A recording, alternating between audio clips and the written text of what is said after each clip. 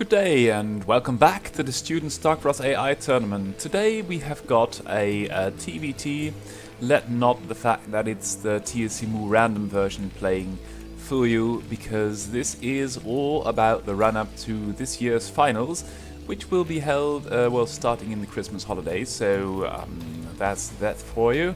And today we are going to have a look at those with a disproportionately large chance to take the title. Of course, the number one is Crazio, and one of the, outsider, I wouldn't really say that, because TSCMU has been with us for ages, and he can, if anyone can pull a purple rabbit out of its hat, it's he. And especially it's the Terran of TSCMU. It's very, very deadly, and has been one of the few bots able to go toe-to-toe with Crazio. Crazio has been updating quite a bit, so that is something that TSCMU hasn't done. Perhaps there is some brilliant plan in the pipelines, and we'll be seeing that soon. This SCV is going to get cool. Oh, it just gets away. And as a warm-up, I like these scouting sessions, and the 3 Marines of Crazios in the bunker now. Crazio quite safe, going for a quick natural. TSCMU taking another lead from the TVT build order book, going for a quick starport, double starport, so that's pretty ballsy. Quick control tower as well, and that is going to be a tank as the only combat unit at this moment. And Crazio sending out 3 Marines to have a bit of a look, and as there is only a there is a tank and Marine, so TSCMU should be pretty safe chasing the intruders from its natural. Crazio, of course, has spotted the fact that there is a no natural, so TSCMU pretty all in. Crazio going for the machine shop and only 1 factory, no starport, so paying a little bit for the fact that it took a very, very, very quick natural. And if you hear the pew pew pewing going on, where is it? There is a Wraith already, and it's going after the SCVs. Then of course Crazio's gotten quite good at these turret defenses, building some more, and although the Wraiths do get in and manage to do a little bit of damage, it's not really all that much, and TSCMU taking a natural behind this, still building the occasional Wraith, and keeping pressure on the front with a handful of vultures, a tank, and another Wraith. Now Crazio though with the siege mode, and if the repair is good, ooh, but TSCMU takes the lucky hit and now has a tank in range, but Crazio snipes it with the second tank and repairs the bunker immediately. So Crazio looking good in this part of the game. Natural for TSCMU only now just up, and worker wise Crazio is 10 ahead, so if he will be able to take a third a little bit sooner, that will be good for him. Army wise it's about even. TSCMU giving up the contain. There is only a Wraith and an SCV out, so for the time being Crazio in a prime position, taking a third immediately, and Crazio's getting better and better at this macro game, which is as it should be, because there are good Protoss who do that as well. And TSCMU now stuck with a handful of Wraiths, and Crazio is quite set on the anti-air department. And these Wraiths are taking a little bit too much damage for my taste. Crazio with the third operational almost, and some tanks for protection, and earlier you saw a handful of units patrolling the third just to keep any harassing units of the enemy at bay. TSCMU setting up shop with 2 tanks, sniping the Goliath, and it's a bit of a standard standoff, you see, because it's the tank battle and then the air battle as well. And TSCMU getting a lucky hit, but Crazio with the scouts of this building, these buildings and this science vessel is in a good shape. The science vessel going home for repairs, I suppose. And TSCMU with only 3 tanks can't really get anything done. And you see Crazio rocking ahead, TSCMU taking a third base too, and Crazio laying some mines atop the ramp of the 4th. So for the time being, Crazio in an okay position. TSCMU catching up worker-wise. Crazio though ahead a little bit in army supply and worker supply, leaving him about 15 supply ahead, and these Wraiths are very, very vulnerable, And the standoff is really the status quo in TVT, where it left off in human play.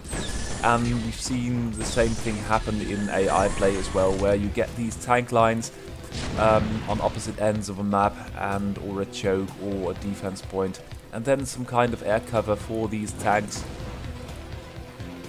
It is all about the money. TSCMU now forging ahead with a fourth and taking... Ooh, that's a good position to kill some workers with a couple of vultures and a couple of wraiths. No air defense yet. Only a couple of science vessels. And the tanks let off. Oh dear, that's so very sad. But the workers for the time being have been dispelled or chased off, should be better. And TSCMU, being the aggressor, is in an okay position. Third finally defended, but the fourth of TSCMU is nearly done. And TSCMU building construction facilities at the expansions will have a more distributed source of units. That said, Crazio has got the high potential army with the Goliaths. TSCMU a little bit high on Wraiths and Vultures. But you can see that this is going... Oh, that's a scouting vulture. It didn't engage the other vultures with Matrix. That's pretty well done. And TSCMU defending every base as well. And this Wraith is trying to get repairs from this SUV, but it's screaming, me too, and running home to base, and only now it's giving in. So let's hope that won't result in a lawsuit. Crazio going for covert ops. Will be some ghosts soon, perhaps. I haven't seen any nukes out of Crazio for ages, and in these situations with static tank lines, that might actually be a good idea. TSCMU with the fifth, and you can see TSCMU equalizing the supply, and is now perfectly equal with Crazio. And Crazio is... well, looks like he hasn't really got a game plan. This Wraith is poking a bit, not getting too much done. And the third is being fortified with a handful of turrets, production facilities, but no fourth yet, and this SCV should be doing something about that. TSCMU containing with a little bit of vultures, so army-wise, supply-wise, TSCMU is ahead, but in the quality of the army, Crazio, as usual, almost is in a better position. Should be careful not to wall off its main base though. And taking the fourth base here, I'm going to turn down the music a tiny notch, because that Terran music is awfully loud comparatively. And TSCMU now with a herd of vultures, and needs some quick group noun for vultures. A flock of vultures, should be, although they are driving. And shutting down the construction of the fourth Crazio. So TSCMU with 5 bases operational, main still not mined out, is in a good position, should now be looking to trade. And intercepting here is a dropship, that's pretty good. The dropship hasn't really got a clue, and the United Air Force of TSCMU is shutting it down. Crazio finally able, ooh, the vulture getting away, but finally able to recommence construction of the fourth base. And TSCMU, look at the middle of the map, it's all a big minefield, little turrets. And although TSCMU's got a lot of minerals, not really as keen on building turrets all over the map as Crazio is.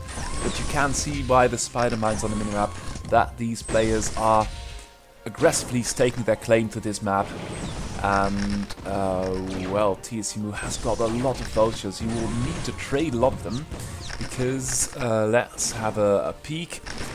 Army supply-wise, TSCMU on 32 vultures, only 8 tanks, and that's a very insufficient composition for, well, it's a lot of spider mines. It's 60 versus 80, but 32 vultures is really too much for middle and late game TVT, and if you have got them, you've got to trade them, I'd say. So for now, ooh, TSCMU rolling up with the few tanks it's got. It's got 13, and Crazio's got a lot of Goliaths, a couple of science vessels, a dropship, and immediately a vulture coming to the rescue. Crazio is looking okay, mining up the base on the side of TSCMU, and TSCMU 5 bases operational, not taking any more, or is he? I don't know. And with the vulture battle in the middle of the map, TSCMU coming out ahead, and now you see the vulture numbers dropping. And pardon me for using this overlay, I normally don't like it, but you will need to see that in these symmetrical matchups like TVT, or that it's all about the composition. And there is no other way to do that because the map is huge. The theatre of war is very large, Crazio with a lot of buildings, and the building placement is okay. Everyone can get out, but if there is a tank sieging up, you can't get out through here. And here, if there is an SCV in the way, it's difficult as well. Now sniping the Wraith, and TSMU rebuilding some vultures, but the tank count is in favor of TSMU. Goliath count clearly in favor of Crazio, and all the Wraiths of TSMU's have died. Now swapping to 2 Valkyries and 95 mines out on the map. The battle is raging in the middle of the map. Crazio with a tank and a handful of Wraiths, and TSMU with a similar composition. The question is who can get the most destructive tank composition. And Crazio looking good, sniping a tank here. Will it live? No, TSMU can't really commit to saving this tank. That's unfortunate. SCV, will it repair? No, it will sacrifice its life, and the Valkyrie can't save it from vultures. So, but it can unleash a deadly volley of missiles on that science vessel. And you can see here, if Crazio gets that tank count rolling with the flying buildings, it's in a very good position. And Crazio now shutting down the 6th base of TSMU, taking a 5th of its own, but that's really the 4th as the main is mined out. Likewise here, and you get this huge, long, drawn-out front line of about a lot of screens, and TSMU trying to pinch down on the 4th Crazio, the 3rd it is really. No, it's 1, 2, 3, 4, 5. It's the 4th. And very little supporting units, so this Wraith can eventually kill a tank. And with the added vision, this tank can do some damage too. This tank, TSMUs will have to move off. And a couple of vultures would be able to sneak in here. And you can see TSMU is struggling to get the gas count up. And Crazio now pushing at this base. Is TSMU mining? It's not mining gas enough, I'd say, because it's got a lot of minerals and not enough gas. Crazio, a little bit more balanced, is approaching max. And Crazio, of course, has got the better composition, more techie units, has got a single ghost, and you see this, TSMU is pushing in this direction, Crazio is pushing up here, and the worker transfer is not going as planned because there is a couple of tanks in the way. And this base is under heavy pressure. There is one tank defending, a couple of vultures being repaired, science vessel for TSMU, and a couple of Valts. But this base is now being pounded by TSMU, and TSMU looking in a good position, although supply-wise not doing too well, and then you're in imminent danger of losing a base yourself. And this tank is there exchanging blows. Crazio with the supporting units rolling up this base. So basically a base trade, and TSMU taking another base. Will he succeed? Oh no, Crazio taking another base. So Crazio, if he takes this base, is in a better position. He's got 4 bases versus the 4 of TSMU, but this base is ancient. So, no, a vulture is stuck. No, TSMU gets it. And this base is about to fall. TSMU can't really get the supply, although Crazio is suffering a bit as well. Crazio is losing this base over here, so perhaps the map is going to be split across the diagonal line. And look at this mine count, it's 107 versus 90, and TSMU is rolling all over this with the tanks. 14 versus 16 now. Crazio dropping Goliaths a bit, dropping the vultures, not as much as he could, but he is using the vultures for some aggression, and TSMU is really struggling to defend, although TSMU's got the upper hand in supply now, but a lot of that again is in vultures. 32 versus 17. And this science vessel is really taking a pounding from these Valkyries, and will have to pull back. This base is now in tatters, this base the same. Crazio taking that base, TSMU that one, and the map is split symmetrically again. And the question is, who can assert dominance on the middle of the map? Looks from this color demarcation that TSMU's got most of the map, but that's mostly in mines and a lot of vultures. So if Crazio can muster a decent tank push, look at all these workers here, what are they doing there? And the battle is raging. TSMU now with 3 science vessels versus 2 of Crazio's. Crazio's got a dropship, not really using that at the moment. And TSMU taking control of this base again. And I'd say with the way the supplies are looking, it's anyone's game. So this is what you get for a really beautiful TVT, and TSMU should really, with all those vultures it's got, try to be more aggressive. And as a caster, this game is insane because you've got battles going on here, you've got stuff floating there, Crazio defending here with a ghost, and a couple of valves, and a battle cruiser. Oh hello, TSMU's got, oh, it's got a lockdown battle cruiser. That's pretty well done. Unfortunately, there aren't any Goliaths. Kratos' Goliath count is only 6, and as the front line is basically divided through the middle of the map, that's a lot of square area to cover for the Goliaths. Now, TSMU taking this base, and that might be pivotal. Taking this base as well, has got it under control-ish. Crazio pushing hard though, and now that there are 2 or 3 Goliaths, I'd say this battle cruiser has been locked down again, and that's you really got to be careful with that. You need restoration from the medics, I think, to prevent that kind of stuff, because that's a very it takes up a lot of supply and costs a lot of money, and if it gets locked down and killed for nothing, you're not really getting... Oh, that stupid spider mine! But these 2 tanks from TSMU are really making the most of it on the high ground. The Goliath doing some damage, and one more blast! Oh no, unfortunately, but that is an irradiated ghost, and that's why we love this game. TSMU's new base is under pressure. Crazio, supplies are still about equal, but Crazio can't really...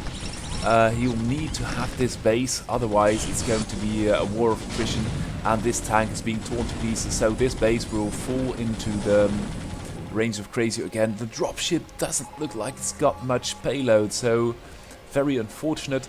TSMU retaking this base, so TSMU looking to be on the up and up, losing bases occasionally, but also retaking them quite quickly. And Crazio with the superior army composition, I'd say more tanks, less vultures, a couple of more Goliaths, and well, the Valkyries are okay, but these floating buildings of Crazio's, where are they now? And this is only very strange. Crazio's using those SCVs to repair, but there are so many of them, and the floating buildings in these non-static walls are not really doing their job as well as Valkyries. So as long as the positions aren't fixed... Oh, and Crazio now moving over to this base. TSMU will try to squash that from with a counter push from above, and this base is okay, and TSMU has taken this base again. This base should be taken by Crazio, and that may well be the deciding factor, because all the other bases, this base, very low saturation. Crazio's sort of dropping off on the mining department. You can see it running out of minerals. TSMU's got a bit of a mineral bank, that's okay. Spending it in vultures and try to gain some map dominance with that. And TSMU is now really trying with all these vultures, and I think they're all here, to push down on Crazio, but he should just try to run ahead with 10 vultures and try to stop this push, because he can't really afford to lose this base. And if there is a single Goliath in there killing SCVs, 2 more vultures, and that base is shut down. There is another battle cruiser again, but these kind of pushes are really too slow to save a base, and that's very unfortunate. You see now 2 vultures coming along, 3 vultures, and there is only 1 vulture of TSMU, tanks for support, and although there is a battle cruiser coming up, I feel that TSMU has got all these vultures, and he should do more about stopping that push, because he can't really afford to lose that base. TSMU losing also this base. Crazio is retaking it, and if this base goes down, TSMU will be in a world of pain. And again, the lockdown, and that I think is something that Crazio does very well. 6 ghosts, only 6 supply, but with a handful of upgrades, you can lock down these very expensive units of TSMU's. And shutting down this base. You can also see it in the minimap that this minefield of TSMU, who's keeping the vultures in the rear and the tanks at the front, that may cost him the game. You can see TSMU is slowly losing out. Crazio is cutting off these bases, and TSMU's only got 2 left. This one's nearly mined out, and Crazio's got 1 base which is now fully saturated. This base has got a 3 bases mining and control of the last remaining base. TSMU's, well, 1 of 2 mining bases here, and that's really the difficulty, because you've got to break these compositions of tanks with supporting units, And as soon as there are ghosts and science vessels, even for a human player, this might be very, very complex to go about and break an AI contained. And if a human TVT is very hard to break for a human, so is an AI TVT for another bot, because it's so very difficult. You've got the Goliaths for anti-air, you've got the tanks, you've got floating buildings, you've got ghosts, you've got science vessels, and these floating buildings really should be dealt with more promptly by TSMU. And you can see now TSMU maxed, but that's 31 vultures, and Crazy's only got 13. More Goliaths, more tanks, less science vessels, and less air units. So Crazio's army on the ground is, I'd say, a little bit, well, definitely significantly stronger than TSMU's. And TSMU is now pushing. There are two dropships. Interesting to see what they are going to do. Are they going to combat drop, do a bulldog, and drop some units on siege tanks? TSMU's meager tank count is trying to hold things at bay, but as long as these vultures, with the 28 of them, are at the back, they could easily run up, mine this tank and ghost encampment, and do some damage there. TSMU's got the minerals, so that should be a valid decision. Now tanks exchanging blows, and as Crazio's got the economic lead at this moment, you can see TSMU's really gas-starved, and Crazio clawing itself back into the game from a defensive position to a economic disadvantage. Now with the push cutting straight through the heart of TSMU, and now you've got the high ground and the enemy at the bridges. So TSMU looking on paper looking good, but in reality is being driven back a lot by these tanks and the Goliaths, doing some decent damage. Oh, have a look at the upgrades.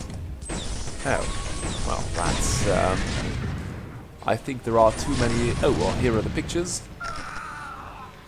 Are there pictures here as well? Oh, there are the pictures. The pictures refuse to load for a moment. You can see air weapons 2 being started. Of course, the mech upgrades are there for both players, and TSMU is now starting on the air upgrades, but hasn't really got any air units. Crazio's got the Ghost, Vulture speed, both have them of course, and missile range. And in the special effects department, TSMU's got the Yamato, but hasn't really got any battle cruisers. And you can see now that Crazio is dropping a little bit in supply, but TSMU as well, and TSMU hasn't got the bank to replenish. Crazio is sort of not really producing from all channels. This factory is not producing anything. And as the exchange here at these bridges is still going on, with both players having an air presence and the tanks are being sent to their death. That really try breaking this, and really do with a nuke from above. That would really be deadly, or from below, from behind.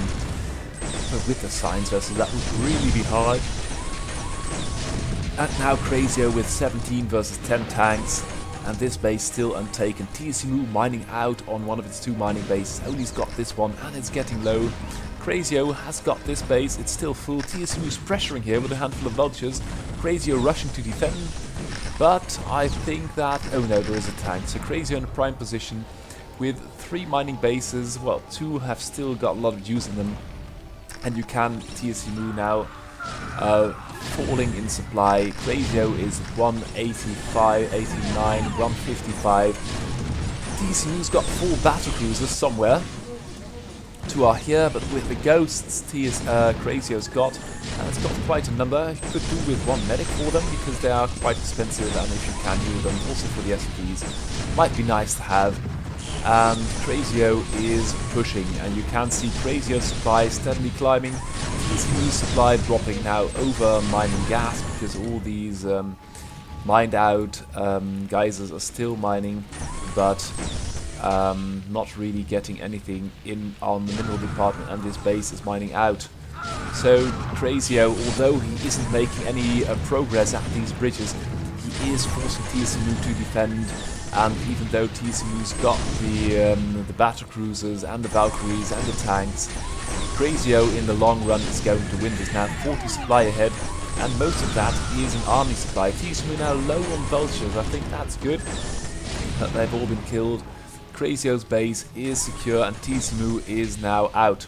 Crazio now long distance mining with a lot of SCVs, a couple of battle cruisers for cover, but this in a TVT is not going to win you the war, especially since these SCVs have got a long way to go and Crazio is pushing at part of their path of progress.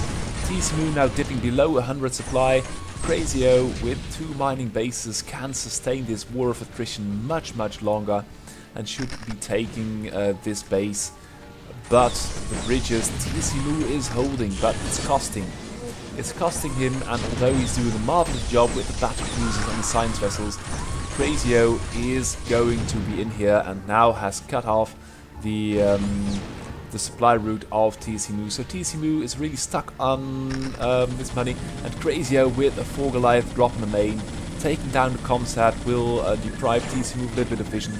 2 battle cruisers coming in will clear this up. But again, this is damage TCMU cannot repair. These battle cruisers are taking a lot of damage, and that is so... oh, and more Goliaths being dropped by Crazio. And Crazio is now almost tripling the supply of TCMU, almost tripling the army supply as well.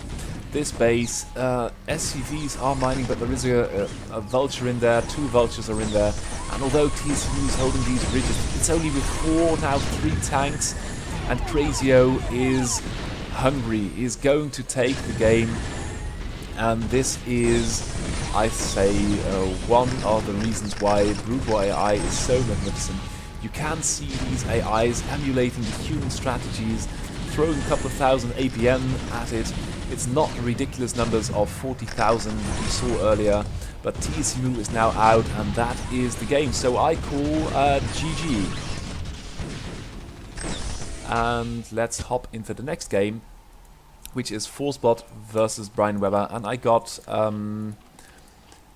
recommended that by Brian, so yeah, we'll see how it's going to do. And Forcebot, of course, being the top exponent from the Gold project at the Technical University of Delft, and with a little bit of dedication and a master's thesis, you can really make things work. You will see it here, a handful of Zerglings. It's a large map, so let's see how this is going to play out. And that's really defensive by Forcebot. Now Brian Weber going for an extra hatchery. You can see that reflected in the work account, but it's basically a quick lair versus an extra hatchery, and Forcebot also got Zergling speed. So for the time being, it's about equal, and there is no sunken here. So these Zerglings will have speed about as they hit that base, and then there will be a Muta follow-up. Army-wise, Brian Weber a little bit ahead, 5 versus 3, and also winning the initial engagement. All before... oh no, it's before Zergling speed is done, and Forcebot losing a couple more. So Brian Weber in a good position with the extra hatchery. Is this another one? This is another one, surely. So going for a very Zergling heavy play, and one sunken might not be enough. Forcebot going for more workers. I think that's a good decision, especially if you've got 3 mining gas. The big problem though is going to be this Zergling force, which Brian Weber is not using at all. If you are going to build a lot of Zerglings, you might as well try and get some purchase out of it. 2.5 army supply for Forcebot, and the Spire is building. That's another sunken colony, and or creep colony at least. And you can see Forcebot already stacking gas and minerals for the wave of mutas, but has only got 1 lair, and Brian Weber with, I think, the more intelligent build order, 3 hatcheries. That's quite a lot. Might have taken that natural earlier, but there it is. And going for a Hydra. That's pretty cool. You can do something about that scouting overlord. The Spire is now done, and the natural is taken. And this Overlord is keeping close tabs on these Zerglings. And if you see something like this, you've got 5 Zerglings, you've got about 9 of your own, I'd say, or 9, 18, 30 of your own with a minus a Hydra or something. I'd say the decision would be to attack now while the mutas are hatching. And will there be mutas? No, not yet. And that's also something that's slightly off about Forcebot's build order. It's just not got enough larvae. Only 1 there, and that's giving Brian Webber a lot of time to run away with this game. Now taking a third base, and with all these hatcheries he can drone up pretty quickly. Forcepot's got a lot of money, he might have built 3 or 4 hatcheries like did Brian Webber, and now is saving those muters, going after the Overlord first, and then the charge of the Light Brigade of Zerglings. Yep, you're not going to win that, I could have told you that. But the Overlord is gone, and now we've got a couple of muters advancing upon the Zergling position. The Zerglings, of course, are not moving back. And I don't know why that is, but that's going to be a lot of blood on the ground. I think they should have Zergling speed. Yep, they should be able to outrun the muters, and the one Hydra is going to defend his flock, the parson among the lowly Zerglings, and a third base for Forcepot as well. So they may not be the most aggressive players, but they certainly know when it's time to expand. That's good. And tech-wise, both have got a spire, a lair, no spire yet for Brian Webber, and building another hatchery. That's quite a bit of hatcheries going on.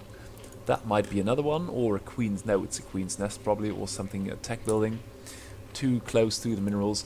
And now finally Forcepot has got some more hatcheries, but still got a lot of money and is not really attacking, so that's unfortunate. Fourth base being taken by Webber. And now the muters are hitting the field. And you can see now there is only one Hydra and it's being torn to shreds by secondary bounces of these muters. And now we've got a flock of muters in among a herd of Zerglings, and that's an ugly sight for the Zerglings. And they are not running away, so that's very unfortunate. All the muters are going after a single Hydra. And you can see Forcepot on a relatively low APM, only 300. Plus 9,000 of Brian Webber. I think that's decent of Forcepot not to overdo on the APM, as you'd be more likely to focus on decision making. Oh, 2 muters finding their way up to here, and this APM spam of these bots isn't really bringing them anything, and it's just for show and play. The question though is, where are the muters? Because we've got, oh, they're all here. And that, I think, is what Forcepot might improve upon, just to do something with the units it's got. And the same goes for Brian Webber. That is a large army having to stand it around doing nothing. It's just a waste of it. Well, they don't die of old age or anything, but it just you might get more things done if you are more on the ball. This base has now been abandoned, and there is a large flock of muters here. Forcepot's got so much money, and finally now building a couple of hatcheries, building more tech, and Brian Webber is just running about with his Zerglings and a handful of Hydras.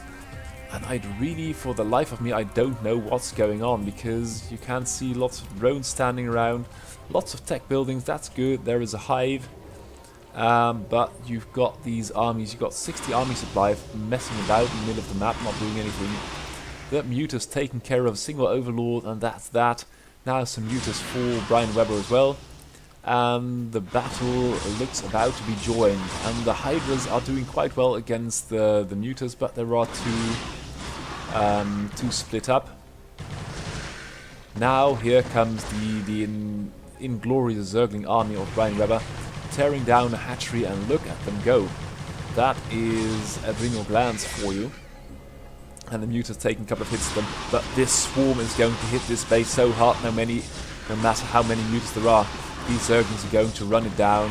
And I can sort of understand waiting for adrenal glands to finish to hit these bases, but Brian Webber is now about maxed, and this train of Zerglings with a couple of Hydras for protection against the muters is just a moving, and it's such a lot of damage. Although all the muters are in a prime position to take down the Hydras, there are just so many Zerglings. There are, how many are there?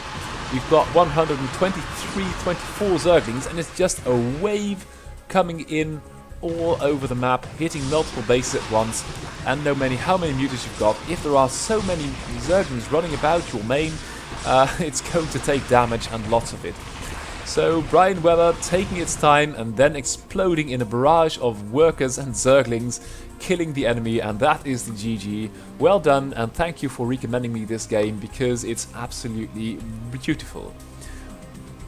Now, I must confess I'm a bit at a loss, so I had some kind of a plan for this this broadcast. I would like to show you one of a group of the bots in first to fifth place to take the title.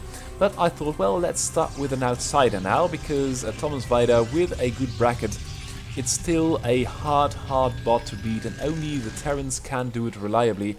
There are almost no Zergs, and Protoss who can beat the carrier bot reliably. And we saw Purple Wave do it with the Dark Archon build that took forever and ever. And I am now going for the Contain.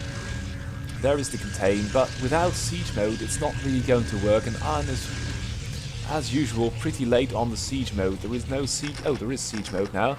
So, could do some sieging, is not doing so. That's, I find, really strange. And is not really able to range down the tanks. Now the first carrier is out. 2 carriers are out. There is even Cloak at the Wraiths. So these carriers are having a hard time, and if this is not going to be carrier, these Wraiths are going to make the carriers pay until at least there is an observatory. But now, even though the carriers are taking a huge pounding by the Wraiths will run out of energy. Oh, let me slow that down for you, because otherwise it's impossible to see. And the carriers have a lot of firepower, and Iron hasn't really got all that many Goliaths. That said, I think Simp is going to run out of money anytime soon, because it's only got 2 bases. And Iron's got this beautiful Contain going up. But Simp, with a decent bracket, it's going to make the playoffs, I think. So that should not be the problem. And if he has a fortuitous group, he could make it deep into the tournament, which we have seen it do, and now the carriers are there in force, and there is an observer, so the Wraiths aren't as strong anymore. And the question for Ximp is, where can it take a 3rd base, because pushing back the Terran is going to work with such a number of carriers, but by now there are so many Goliaths, and look at Iron go on the turrets, that you'll need to do a lot of concerted damage to break this. And there you've got the advantage of Terran, because it's got such great anti-air in Goliaths and turrets that it's very hard to break. And Ximp really doesn't, it should wait a bit, produce some interceptors, and only then make a push for it, because now it's just losing the interceptors one at a time without really doing damage. And Iron, mining a streak of mines up to the enemy base, has got the Contain tight, and the main is mining out. So that is, I should have picked a game of Ximp versus a top Zerg or Protoss. That would have been more illustrating of the position it is in. Iron is a bridge too far for Ximp. Ximp cannot really get out, and this anti-air is just too much, and Iron's got the map, and that's something you cannot beat. Although there are a couple of observers now and carriers, Ximp really hasn't got the money at this point to make it work. And although the position at the bridges is formidable, that is not really going to work. Iron now with 4 bases mining, main is mining out as well. Oh, but here we go. There is a group of 4 carriers moving out, and it's going to hit the base. And, oh, Iron is now just going to trade, rolling in with the tanks, forget siege mode, just going to balls to the wall and run into the cannons. And although these are heavily armoured units, it's a bit of a Charge of the Light Brigade idea. And Iron now hitting that base, and Ximp hitting that base, so Iron will have to defend at 2 points. And Ximp could have taken this mineral only with the carrier heavy composition. It could do a world of good with only the carriers. And there is an intercept, an observer as well. So this base is going to be gone soon, and Iron can't really break these cannons. So even versus a top Terran, Ximp is holding its own, and that is so beautiful to see. Iron now with a lot of Goliaths at the right point. So composition wise, it is adapting beautifully. And how is Iron defending this base? With SCVs repairing turrets, that's not going to work. And Ximp is taking down so many SCVs, that's beyond this world. And building more upgrades, more damage being done. And these carriers are holding the Goliaths at bay. Probably they could just sit back behind the cannons and wait before anything is going to happen. But Ximp has now pacified this base and is going for the main command center. And that, I think, is a good decision, because otherwise there are only 2 more bases by Iron, and Iron isn't really sending any combat units to help and defend here. These carriers are taking a lot of damage, and Ximp is sort of out of money. Well, sort of, it's out of money, but has been able to take a base, and Iron is now losing workers at an alarming rate.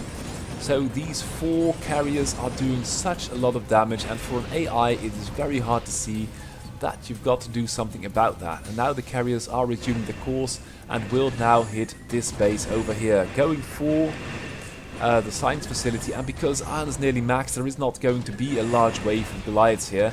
A handful of turrets is still defending the base, but workers are being lost, turrets are being lost, and if you lose the main, there is still... oh, that's a good stroke. Just taking the base behind behind Ximp, and now trying to take this base, but there is such a lot of cannons, and Iron is finding it hard to see just outside of the cannon range. These carriers look like they are empty, they have got no interceptors left, and Ximp is really out of money now. These carriers are doing okay. There is only going to be the occasional Goliath. I'm going to speed it up just a notch because, oh, this base has been cancelled or destroyed, I don't know. And still Iron is feeding the push. And the push is doing nothing at this moment, while the main base is being wrecked by 4 carriers. And Ximp is in a good-ish position. Iron's only got 1 base, isn't maxed, hasn't got a bank. And if you take these relatively undefended bases, you might even kill Iron on... oh, it's got a turret here. You might eventually kill it on because it's got no more buildings. And you can see here the main is methodically being torn up, and every once in a while there is an incursion on these cannons, causing a large drop in supply. And you can see Iron only at 150, while Ximp is holding steadily at 112, not losing anything at the moment, and tearing down all the buildings, taking its time, methodically raising the main to the ground before proceeding to the next base. And I think that's really well done on the part of Thomas Weider. And these carriers now, they take their time and will return to the couple of buildings they have found. And this base has been... oh, there is a depot left here.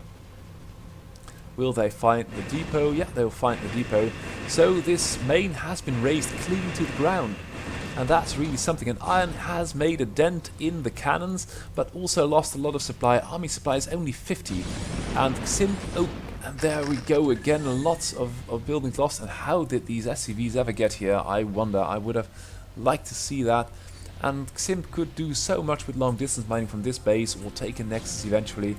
And has now taken down the natural. Might be careful not to lose too many interceptors, because you cannot really afford to replace any of them. But Iron's army is puny. It's only 44, and although there are a lot of cannons and turrets here, these 4 carriers might have saved the game for Ximp. We'll be able to see the showdown later, but all 3 bases have been torn down, razed to the ground, and now it's a game of Minesweeper. And now these turrets, will Ximp have enough firepower in these 4 carriers to take down the remnant of Iron's forces? It's 36 supply. This Goliath is very brave and is going to be very dead. Ooh, it gets away with a sliver of life. And now the question is, how many interceptors? We've only got 15 interceptors left, so I think Iron might just, with the skin of its teeth, hold. But this, 8 Goliaths, I think Iron's done it, but Iron cannot possibly break this game. And you see how close it is. Even if you have got the map, there are no more interceptors, and if Ximp is not going to start long distance mining, it's going to be all out. And now all the carriers are frozen, the units of Iron are frozen. Running it at 128 times the speed, this game is going to time out. But such a strong showing by Ximp, and that shows you once again how hard it is to beat the good old carrier bot. Now, it's going to be Killerbot versus bwapi, because I would like to show you the rankings as they are at this moment. Oh, I'll refresh. I'll see if that's going to do any good. Small difference. Crazio at 2366 used to be 200 ALO up versus Ironbot, so it's dropping a couple of games. And then it's Iron, then it's TCMU random of course. Then it's cutting that out. 1, 2, 3 turns. Then we've got Microwave, Zerg, very good. Protoss, McRave, Killerbot, Steamhammer, Bereaver, Black Crow, and Thomas Weider.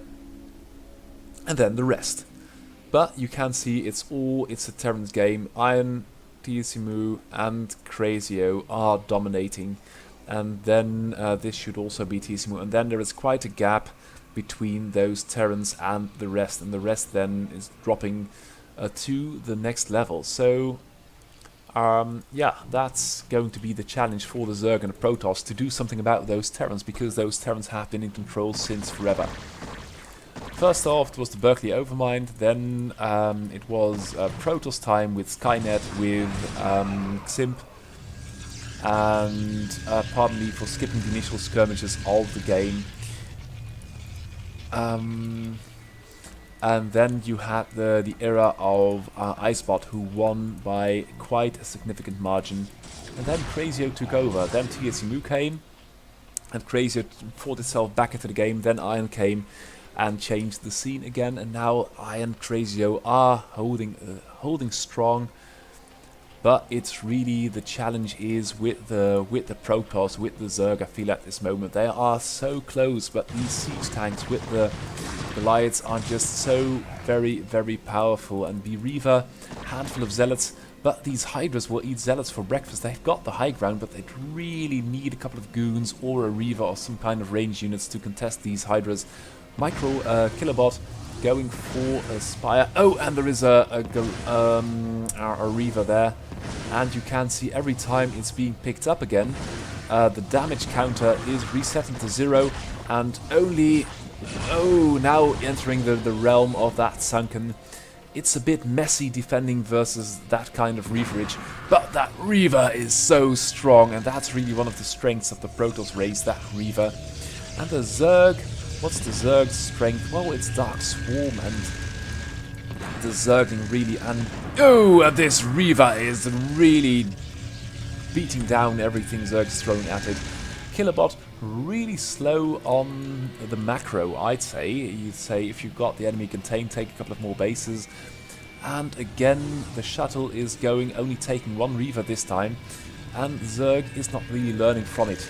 And that means that is going to be a pain point just for raw damage. Taking a bit of a straight approach to things, but has found an area here to move in and do damage. And Killer is going for a muta switch, but meanwhile its natural is being torn to pieces. Oh god! And the Hydras have got things well under control, and the Reavers are now being contested by mutas. But you can see how such a simple thing, not really being able to recognize a Reaver, is going to do lots of damage. And allowing the Protoss to take a base. Armies are way out of control, and the mutas are in the main, neglecting the fact that there are turrets beneath them. And although they are taking a couple of workers, macro-wise, Killerbot is just too slow, and that's one of the problems you've got if you've only got time once a year to update your bot. You are going to be rendered obsolete very quickly by all these coders with their more aggressive and more adaptive bots. The level of decision making for these AIs has grown so quickly.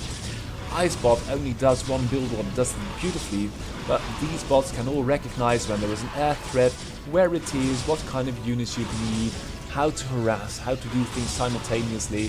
And oh, this is a bit of a goo-glue, and please don't storm it because your own units are underneath as well. But two mutas are stopping two Reavers dead in their tracks, and these goons are not really going out to help and defend. And the other Reaver looks like it's going to be dying as well. Third base being torn down by the Zealots, and the Zealots don't really dare attack the muta, but are just pondering, well, should we take this? And in a macro world, this is a good decision. Just cut down the third, and you are golden. Now the Corsairs are out, and although this muta is doing a lot of damage, almost killing the Dark Templar with the Corsairs and the Goons. Protoss is in a good position now, taking a third itself. Third of the Zerg is dead, and although there are a couple of mutas out on the map, and you see again this drone sneaking out. As a Protoss, you might just say, well, oh, that's unfortunate. As a Protoss, you might say, well, if a drone runs away, it can build a hatchery, so we'd better kill it. And Zerg now going to be in a world of pain on only 2 bases versus a Protoss with 3, double the army supply, and a lot of ugly tech. And you can see now a couple of skirmishes going on here. Extractor being not really killed. this Protoss is really... would just kill it for crying out loud. But there is a threat in the middle of the map. And there is... oh, wow, look at these Hydras go! Good lord. That's quite well done. 3 of them are stalled, but that's unfortunate. But at home, there are a couple of Reavers and High Templars, so Hydras aren't really going to make anything work. And although you've got this beautiful Extractor here, it's not really going to do you much good. Killerbot needs bases and needs them soon, because this Protoss setup of Goons with Reavers and Dark High Templars is going to do such a lot of damage, and with their third base operational, Protoss is going to run away with this game. Now killing the hatchery, and although Protoss might be a little bit more decisive in taking the map. Oh, look at that Corsair go. Such a lot of damage, is really out of this world. And as a Protoss, you're really going to need to, as a Zerg, you need to go and make Scourge to deal with those, because Mutas just can't handle it. And the Reaver now, oh, that third is going to be too late, because the Natural's overrun. That is the game. The Reavers are there, the High Templar are there, and Zerg has got an army value of 10, while Protoss got 60. And that is the game, so GG. Next up, it's Eric Hammer, which made a splash by having a build order cater to defeat Iron time and time and again, and Steam Hammer, on which so many bots are built, and I think is still the best of the pack. Now, Zerg versus Zerg is always a little bit messy, so we are going to see how it's going to pan out. Quick natural for Eric Hammer, which also means another hatchery, more larvae, and I think that is the right decision. That is going to be sunken and some kind of tech building. And you can see now the battle in the middle of the map. Both have got speed, no other upgrades, so yeah, there you go, about equal. The difference will be that Eric Hammer has got this other base with the added income, and if he builds a couple of more workers, because worker-wise it's dead equal. And Steam Hammer has got this bank, is going for, I think there's going to be a Spire, going for mutas, but can't really spend all its money, and this Zergling stalemate in the middle of the map is not going to mean very much. Eric Hammer only on 9 workers built some tech, or built a couple of sunkens, and is now trying to go for the kill, but with the sunken and now the mutas, Steam Hammer in a good position to do something about the larger Zergling numbers. But these mutas, why are they microing versus Zerglings? That's really something that could be improved upon. And if these Zergling numbers hit the main base, a lot of them are damaged, luckily for Steam Hammer. They might overrun you, kill some drones, and then you'd be in a world of pain. Now it's 11 versus 10 workers, and there is the Spire for Eric. Oh no, that's not a Spire. It's an Evo Chamber, and I like that kind of adaptive play.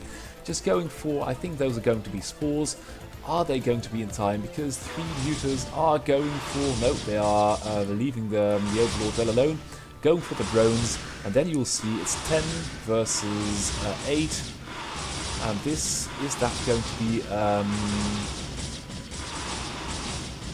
that's going to be a spore, so that must be taken down promptly and swiftly. Is going to be a little bit late, but I think these 4 mutas might really do it. 5 mutas now. Although 1 muta might die, the spore is dead, and so is the main. So Eric Hammer running into a brick wall, which it cannot at this time stop. A little bit too late on the spores. I like the spores though, but if your opponent is going to commit to mutas, you might have 1 spore here, 1 there, so they can cover each other and cover all the workers. Then again, Steam Hammer has got the better build order, and Eric Hammer's only got 2 workers, and 1 is being sacrificed. This one is sort of covered. The main is in tatters though, and that's really unfortunate. Steam Hammer doing all of this off 1 base now with more hatcheries and more Sunkens. Not taking a natural, that's strange. But with the main, and I like that tendency to just destroy the territory you've conquered. We saw Tim do that earlier. Just take it, and now going for the Spore as well, and the Spore is dead, so that means the Mutas have it. That is going to be the GG, and although Eric Hammer redroned quite a bit, Steam Hammer's got this with the natural, with the superior arming supply, with the Mutas in there, and I'm sure a handful of Zerglings are waiting to pounce the moment those Sunkens are down. So that's GG. Steam Hammer, don't count him out for this year's title yet. Same goes for these 2 gentle bots. It's Microwave versus Megrave, and Megrave is really working hard trying to get its macro up to specs to be able to throw down with the big lads, with TSMU, with Crazio and with Iron, and Microwave trying a run in, but Zerglings versus Zealots not going to work. And now the Zealots are on the warpath with a Dragoon, but a handful of Zerglings and Hydras. And you can see these 2 bots really having a feel of what's going on in the game, what they need at this moment. Prioritizing is quite good, and not overdoing it on the drones or on the workers, not really getting a natural too quickly. Battery is a bit of a gimmick play, I would say. Much rather have a cannon or 2 here with a Forge Fast Expand. The Hydra count is pretty big though, so for the time being it seems like McRae has made the right decision in not getting too many, not getting that expansion. If he can hold these bridges with the Goons, with the Zealots and these Hydras, which upgrades have they got? They've got both of them. Goon ranges there, so the Hydras are in a good position, and with the natural couple of drones, I think Microwave is doing well to sit back. This Protoss army is only being generated by 1 base, and of only 1 base you can't really go too overboard on the army. Might try to sneak in another base, because the worker count is okay, and you're really going to need those larvae to be able to spend your money later on if your saturation is better. 3 Sunkens, I'd say build 2 spores, 2 creep colonies, and then morph them into Sunkens only later. Army wise, Protoss is really turning the macro on, double the army supply, and is really looking to make a 1 base push. The Hydras are being engaged by the Zealots, and Microwave will have to fight with the Sunkens. And now that scenario is there. So they are... Oh, the Hydras are all running. They are not fighting. That's so unfortunate. And only now are they fighting. But the Protoss army is so strong. These Sunkens only have 300 hit points. And Protoss doing it with 1 big fell swoop. And as a Zerg, you can't really do a 2-base Hydra Zergling play with a couple of Sunkens. It's not going to be enough. And if you are going to go Mutas, that's not a battle unit. So if the enemy is going for a push, a timing push, you need lurkers or you need more bases. And that's going to be the game. McRae taking a good game of the enemy. And I have another game of Microwave. It's Microwave versus Litterbot. Litterbot has been working hard, but hasn't really been able to pull off any good results, be it with a beautiful cheese bot, but don't count him out, because there is so much talent in Martin Royakas, and if he gets his stuff together, that's really something that he can... he's doing everything by himself. He's got quite something to be proud of, and there is just so much talent. You can see this decision making spot on, couple of barracks, and it's the only Terran who can do a dedicated bio build.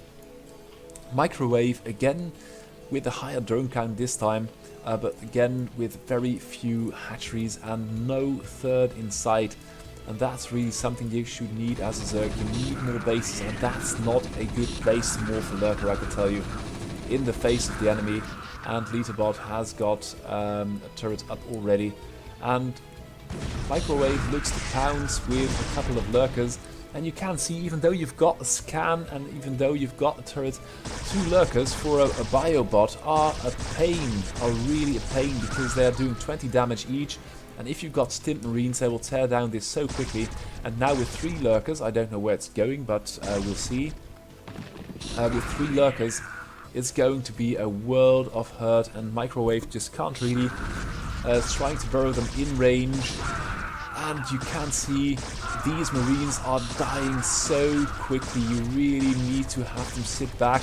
And these other lurkers, where are they going? They're taking a more defensive stance, and now with the scan, but the lurker isn't being engaged and doing so much damage. These medics are all nearly empty, and you've only got 2 comsats, so that's a major problem. Need a science vessel, need those siege tanks, and where are all the other lurkers?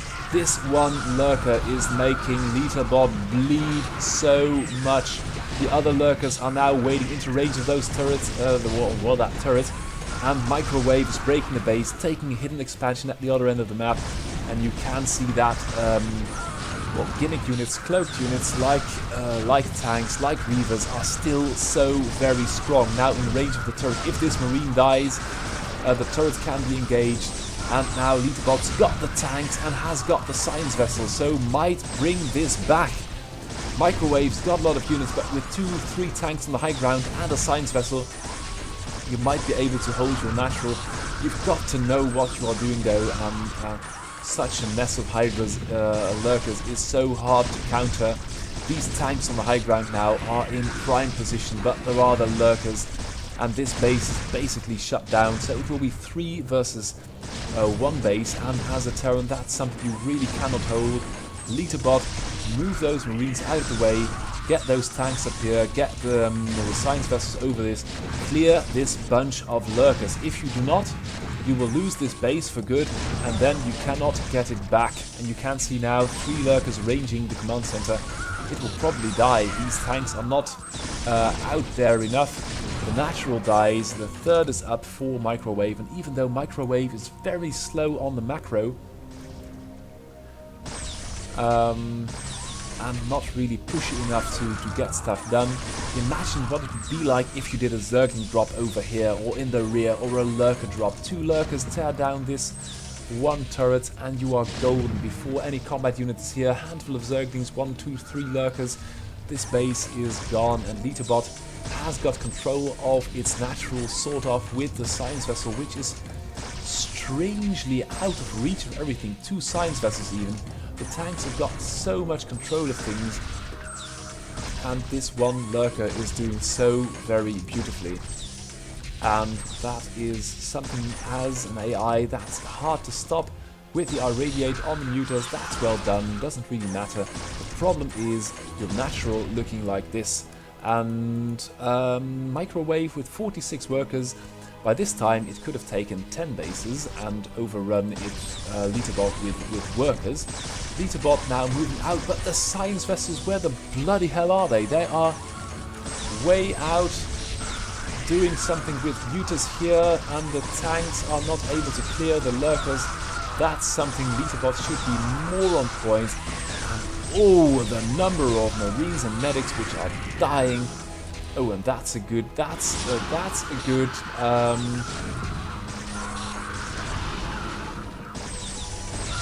now with the scan, and Litterbot clears the natural, we'll be able to hold it. But Microwave is really lax on the macro, I mean, not building any workers, not building a 4th, and I wouldn't put it beyond Litterbot to bring it back from the dead. Oh, but that's a lot of Zerglings, and the tanks are in the front, the tanks are in the rear. That's such a lot of lurkers, but the tanks are holding. 2 tanks on the high ground.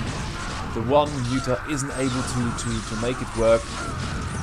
Litterbot's got the money for the natural. It will need to plant it down soon, because the main will be out any moment, and Microwave finally take another base. Only 47 workers. Where are they? Lots of workers here, lots of workers there. Hardly any here, and Microwave finally did a 4th base, and Litterbot needs that is not going to go for a command center. And the tanks will be doing such a number on these lurkers.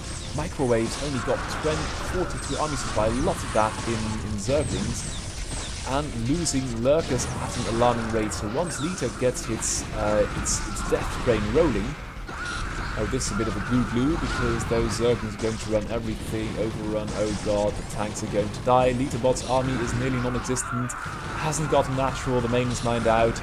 Microwave with the push straight into the main. Has it got adrenal glands? No, hasn't got. Has it got a hive? Yeah, it's got a hive. So Microwave, very methodical, but might be oh dear, might be susceptible to hard counters. And if Litterbot had been more on point, the macro of Microwave would have been too late. But Microwave shows it can do pretty well against Terrans with the lurker build. And although Litterbot isn't the class 8 Terran anymore, it's still indicative of what Microwave can do. And let's hop into the next game, because it's all about good games, and that is really that I like running into a major tournament finals like this, which for the Student StarCraft AI tournament we can sort of measure, have been doing so week by week for the last year, of how the relative strengths of the players are. And of course you've got the new players, and every time one of them makes a bit of a splash, it's good to see. But in the end it's going to be about the big games and the prizes, and if there will be prizes, but about the immortal honor of winning this beautiful and biggest brutal AI tournament, of course. And TSMU, we saw it earlier, just lose to Crazio, and the question is, what will McGrave be able to do? Because McGrave is in 5th place, counting out the double TSMU entry. 5th place, and is really knocking on the door of the big Terrans. And how is it doing that? It's doing that by going for goons early with the range upgrade nearly done, and keeping TSMU on its toe, because as these Terrans, for map control, they will use vultures, and if they lose a couple of vultures, this composition with marines and tanks is still vulnerable. There are no medics, and if you've got quite a handy number of goons, you can do something about that. Now McGrave only on 2 gateways, TSMU taking a natural, well defending it with a large mech army, and I like this. Couple of marines, couple of vultures, and only now the vultures move out on the base, but McGrave clipping it. And that, I think, is good. Taking a look at the map with this scouting probe, that's also very good. You need to know if the enemy is sneaking in a third, and now putting pressure on the Terran. I don't know if this is really the right time or the right place, but you can cut off a few stragglers, and if a tank sticks out its neck too far, you can take 1 or 2 of them as well. And the global concave of McGrave is okay. You get these 2 independent lots of goons fighting. TSMU's naturals up, and if you know that as a Protoss and the enemy is sort of contained, you need to put out a third on the map immediately, and ideally place 1 to a little bit of SimCity here, or 1 or 2 cannons to prevent any kind of major vulture run-bys. TSMU going for its bread and butter next strategy. And that will be the bane of the Terrans once Protoss and Zerg start beating those mech strategies reliably. Until then, as a Terran, I would do it too, because these tanks with their siege mode, these vultures with their mines, the Goliaths with the anti-air and the range are so beautiful. And McGrave trying to make something do. TSMU's army is not the biggest at this point, but before you can reach the tanks, you've got to wade through the vultures and the marines and the mines, and before that you have taken so many tank hits, and the goons are messing about, are taking way too much damage, and not a tank was killed. So TSMU with a tank on the high ground for extra defensive measure. McGrave now with a third up, and McGrave really pushing, keeping TSMU's army down, and I think that might be a valid strategy, but you've got to be able to make good on that with the macro and taking bases, building lots of units. If there is going to be a medic, if there is going to be critical mass of tanks, you are going to be in so much trouble. And TSMU's only placed an SUV here, so might be looking to take that. Worker transfer okay, and I'd really like to see just 1-2 cannons, so any stray 2 vultures couldn't pick off your entire base. You're going to need that forge anyway for the upgrades. And McRave is doing okay, but you can see the problem here, the tank count is rising. Tank count is now 4, and those tanks are doing so much damage. The goons will not be able to handle it anymore. TSMU taking a third here, I think that's a good decision. This base here can be cut off from the bridges, you can be stalled there, and a run-by might do this base in before you can save it. McRave has got 3 bases now, but might now take a 4th, and that as you might implement a rule as a Protoss. So human players do that as well. Just they say, well, if the enemy's got so many bases, I need to have so many, I need to have 1 more, really. And you can see now McRave is struggling to get an army together, because vultures beat zealots and tanks beat zealots even harder if they're being protected by vultures. And McRave's goons can't really hold any longer. 4th base up is the right decision. And now it will need production facilities, and it will need to fight. And that, in the end, you can macro, you can micro, but you will need to be able to do something about these vultures. You need to be able to do something about these Goliaths, about the tanks. The tanks are so very hard to beat as any non-Terran. And as a Terran too, but you've got tanks of your own, so you can leave the defense to the tanks.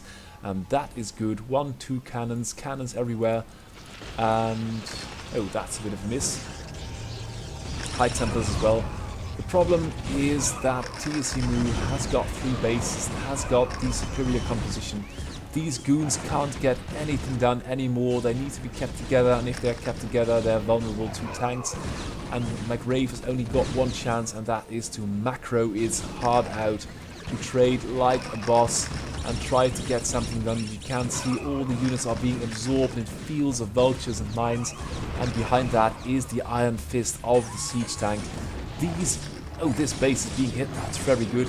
The goons though are retreating, and TSMU is trying to save it, but McRave has gotten a strike force down here, is taking down this base of TSMU and is hitting that base at the same time. So all at once, it looks like TSMU's tanks are too far in the rear, and McRave isn't sticking any more hands into this meat grinder. It's hitting the outer bases, and the outer bases are relatively undefended, save for a Matrix Vulture, but that's not going to do it. And McRave now got 93 versus 45 army supply. That's about double, and if you can't bring your tanks to bear, oh, the tanks are now here for a desperate struggle off these bridges with a few supporting units. Tank dies, there is only 1 tank left, and TSMU is about to be broken by McRave. McRave pulling all the stops, taking 1 more base, having taken down this base. TSMU can't really hold it with only vultures, and TSMU's army supply is puny. Retaking this base, but the army isn't there. There are goons in the natural, which means that the reinforcements are not going to be able to hold the 3rd, and the 4th is in tatters. We've even got an Arbiter with Storm, and although McRave looked a little bit shaky earlier on, now it has exploded and is macroing like a boss. Look at this production tab, and that is not idle production, is really putting the chisel on. TSMU trading, throwing those zealots, throwing those dragoons, and even though a disproportionate amount of goons died earlier and TSMU's got a beautiful siege position here, the fact of the matter is that McRave is almost 100 army supply up versus TSMU, and this tank is going to be not long for this world. TSMU with a heroic defense of the main, which is out by the way, and the natural is the fact of the matter is that McRave is running away with this, and here comes the next blow. McRave doesn't care how many units die. He is playing Protoss like a Zerg, doing damage all over the map. And although TSMU might still hold this main position once more, McRave is just trading units, trading blow for blow, and McRave just got so many more blows up his sleeve, not even gathering units anymore, just sticking straight in the pain zone, and the pain zone has been stasis, and this Vulture really would like a dropship out of there. McRave in beautiful style, TSMU tapping out, that is the GG. And that is why McRave is so high up. He's really trying to go toe-to-toe with the big Terrans. And then I've got one specialty for the beautiful contest, which is about to start in about a month's time. The finals of the Student StarCraft AI tournament. We saw it at AIIDE, we saw Facebook make an appearance with Cherry Pie. Gabriel Senave is out there as well, which had barbecue bought ages ago. One of the old guards of StarCraft Brood War, and if he is teaming up with Facebook, and Gabriel is doing some kind of professorship at AI Ghostiness somewhere, I really should know that better. We'll have to look that up before the main tournament starts, but Cherry Pie really impressed at the AIIDE tournament, and with Facebook's capital and resources and the mines they can thus acquire, it's going to be a hard fight for any other bot to compete with that. For the time being, this Zergling push seems kind of stopped in its tracks. And Steamhammer, why is Steamhammer here? Oh, this is Random Hammer with Terran, I suppose. I got this. This is not playing on, has not been played on the server. Has been played by Jay. Not by Jay, or by Antigua. I don't know who played it. Replays? Who made that? Show me Cherry. Who made the Cherry Pie? Antigua played these games. So Antigua, thank you very much for providing me with the replays. Or providing the world with the replays. But Cherry Pie is going to be a menace, and even though 2 workers have fallen sort of still, 3 now, that's unfortunate. It's waiting for money to build something, or I don't know, and that's rather unfortunate. Is now building, what's it building? A spire. Only got one base, so that might be a problem. And oh, that's a drop, but that doesn't really work. And Steamhammer experimenting with drops. This is not such a good game as I would hope to be. I have another replay for Cherry Pie, but for the time being, this looks like a bit of a potato game. Steamhammer going for the expansion, and only 2 muters won't make too much of a dent in. Well, what do you call this? It's really a bit of a hybrid thing. Now, 3 muters and killing the anti-air first, I think that's a good decision. Then going after the siege tank, which is a high value unit, and then we'll be going after any more marines. But this game is really wacky. Steamhammer's Terran is not good. 2 bases now, no worker transfer, worker count is okay, but Cherry Pie doesn't really impress me as of yet. Is this a hatchery? Looks like it. And it's now a standoff with muters versus marines, and it's not really working, is it? That's another hatchery. Cherry Pie needed that, really could do with an expansion or 2 or 3 or 100, I don't know. And Steamhammer is... And this running in and out really makes me believe that the Cherry Pie is based on University of Alberta or Steamhammer itself. It's just not really... I'm not really impressed. And another base being taken by Steamhammer. Steamhammer could do something with this huge army. And now the pressure is on. Zerg will have to defend with the Marines and the medics. But Terran is so slow to push, and that's only a 1 base play. Steamhammer is not, I must say, impressing me, but that's an older version of the bot. And with all the impetus behind it, it's going to be a... well, I am very interested to see what it's going to be like in the main tournament. This Terran Death Ball will not be stopped, and now it's a 4 versus a 3, and soon to be 4 versus 1 base situations. So this will be over soon. And although there are some Sunkens and Zerglings and still a lot of Muters, well, the Muters come here. The Muters are so stupid, it's really beyond belief. And Marines are slowly making their way up. And this army movement is pretty bad, because as the first Marines are retreating, so are the later Marines.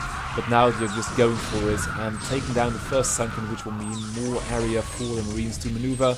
Perhaps the siege tanks will make it up the ramp sometime. And the Sunken has done such a lot of damage, but the Mutas and the Zerglings just don't dare to fight.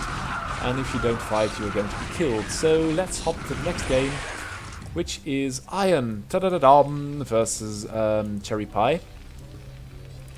And speeding up the initial stages once more, nothing much happening. Oh, and I like this much better. Zerglings and an expansion.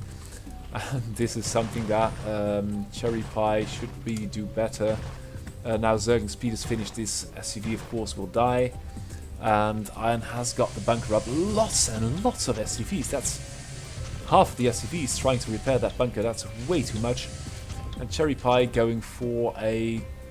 Whoa, that's a lot of Zerglings of 2 bases. Low worker count, high Zergling count. But I think that there will be a Vulture soon and a bunker full of... Oh, and even with the SCVs, that's going to be a bloodbath. Iron is going to lose too, though. Lose a couple of workers. And if he isn't going to repair that bunker... What are all these stupid SCVs doing? Going to repair that bunker and not repair that bunker. Unfortunately for Cherry Pie, this bunker holds and is now finally being repaired. But it didn't really look as elegant as it could have. Cherry Pie is going for another wave of Zerglings. I like that. But first one didn't work, and now you know there are 2 bunkers with more Marines, and there is going to be a Vulture soon too. So Zerglings are really going to aren't really going to cut it anymore. But perhaps at this point Cherry Pie is all in, and this Vulture is just going to do what Iron Vultures do best: micro and kill. And it's really unfortunate I can't really show how many kills this Vulture has got. It would be nice to have for the main tournament a kill counter or some kind of unit information stat thing. Iron has regained the worker count it had, is now going to do it again.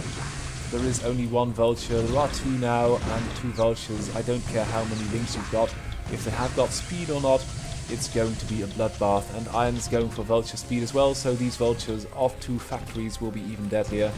And Iron producing more workers. You can see the army count was about 11, is now 7, 6.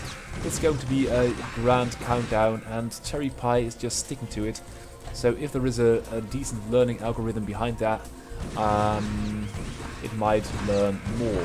And let's see if I can do one more game of Cherry Pie, because I would really like that. And that is versus Steamhammer.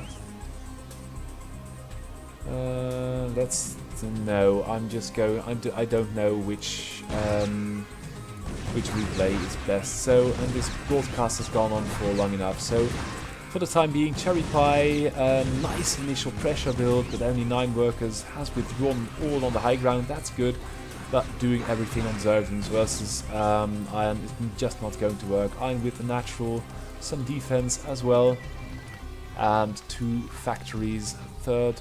Oh, that's a starport probably, and is now in among the workers in the main. So this is over 6, 7, but here comes the hammer. 5, 4, 3, GG, Iron wins.